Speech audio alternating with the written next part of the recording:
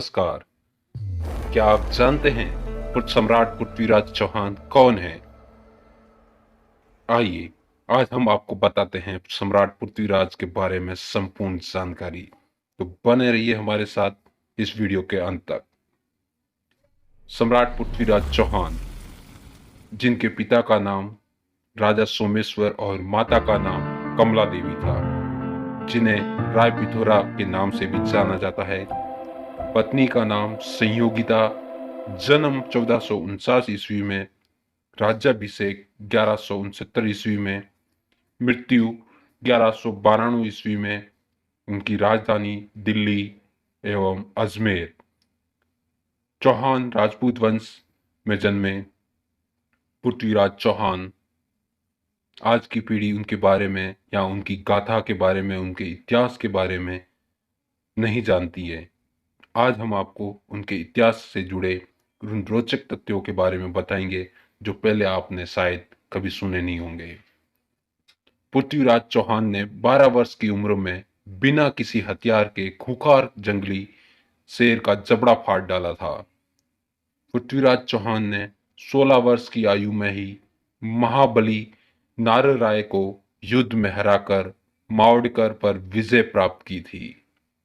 पृथ्वीराज चौहान ने तलवार के एक वार से जंगली हाथी का सिर धड़ से अलग कर लिया था। महान सम्राट पृथ्वीराज चौहान की तलवार का वजन 84 किलो था और उसे एक हाथ से चलाते थे। सुनने पर विश्वास नहीं होगा ना, लेकिन ये सत्य है। सम्राट पृथ्वीराज चौहान पशु पक्षियों के साथ बातें करने की कला भी जानते थे। पृथ्वीराज चौहान 1166 ईस्वी में अजमेर की गद्दी पर बैठे और 3 वर्ष के बाद यानी कि 1169 में दिल्ली के सिंहासन पर बैठकर पूरे हिंदुस्तान पर राज किया। सम्राट पृथ्वीराज चौहान की 13 पत्नियां थी।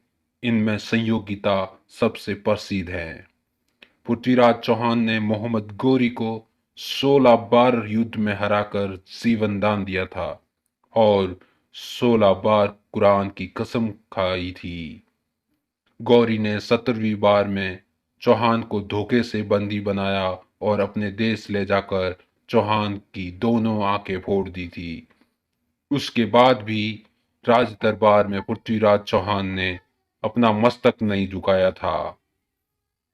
मोहम्मद गौरी ने पृथ्वीराज चौहान को बंदी बनाकर अनेक प्रकार की पीड़ा दी थी और कई महीनों तक भूखा भी रखा था।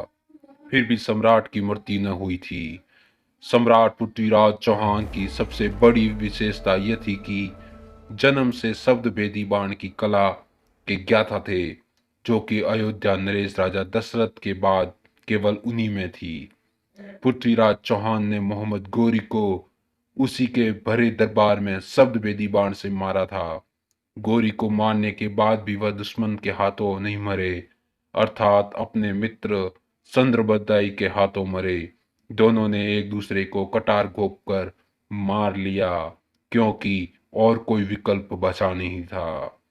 दुख होता है ये सोचकर कि कुछ लोगों ने अपने इस इतिहास को दर्शाया नहीं है, बल्कि झूठे इतिहासों को दिखाया है। आज हम आपको सच्चा इतिहास दिखा रहे हैं। अगर इस वीडियो में आपको जरा सी भी सच्चाई नजर आती है तो प्लीज हमारे वीडियो को लाइक शेयर कमेंट करना ना भूलें और इस जानकारी को सब तक फैला दें। धन्यवाद।